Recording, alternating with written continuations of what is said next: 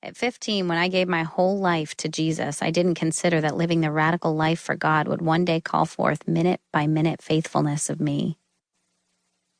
I gathered my 15 years like a stack of files and foisted them on the one who'd been watchful in exchange for a notepad we would fill with our adventures together. At 15, surrendering my whole life and my whole heart meant the big picture, not the minutia. After all, I could remember only 4 or maybe 5 of those 15 years. I imagined that Christianity was lived in broad strokes, as a highlight reel. Minutes were what happened in between. The house was quiet, exhaling after the tussles of the day. I settled into my chair and heard the ominous creak of an upstairs bedroom door, the one that needed a shot of WD-40 that we never found the time to apply.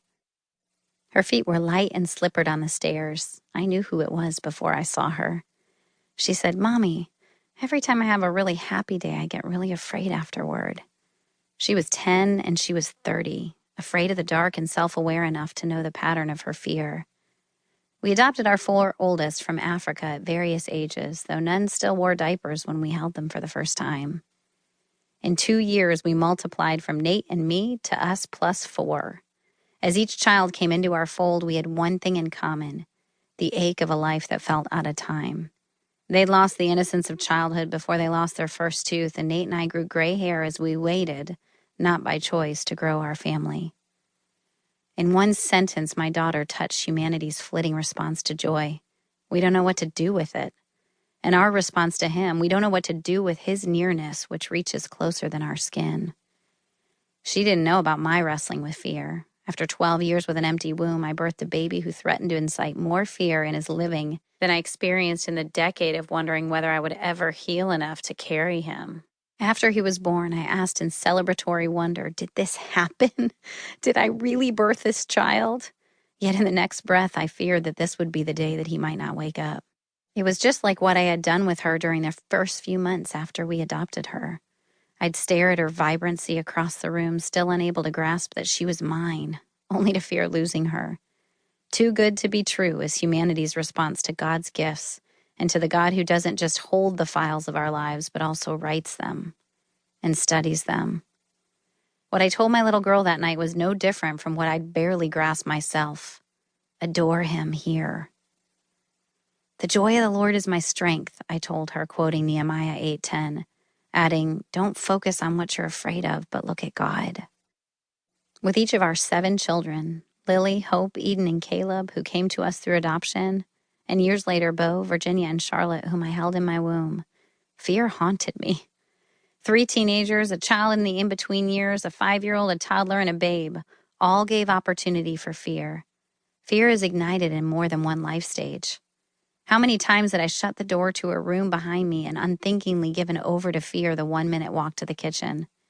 Dishes to do and phone calls to make and other children's needs to meet, forgetting what I didn't want to notice in the first place? The unrecorded minutes for most of us are pregnant. We scrapbook our banner days, the weddings and births, first days of kindergarten and college, gliding over the significance of all that lies in between the annual family vacations. One middle minute can hold fears and insecurities and mind wanderings. No wonder we long for a highlight reel, for those banner days.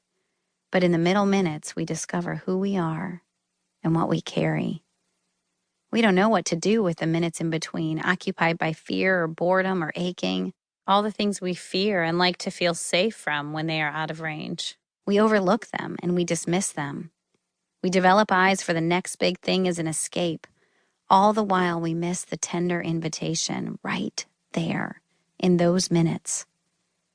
Giving our lives to God wasn't merely a broad strokes yes for the shining times when his power is tangible. He made us to fall in love during the middle minutes. I met my friend Michelle for tea and told her pieces of my life about which there hadn't been time to share in passing conversations in the hallway. I was stretched with 2 children, yet unaware that the year ahead would include an adoption of 2 more. I loved the long-awaited early motherhood days, and yet I begrudged the loss of my time. The low-hanging cloud was my barrenness, still after 9 years of marriage.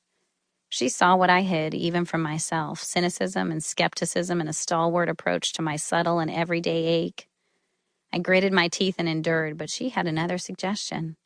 Fall in love. Have you tried Adoration? She asked.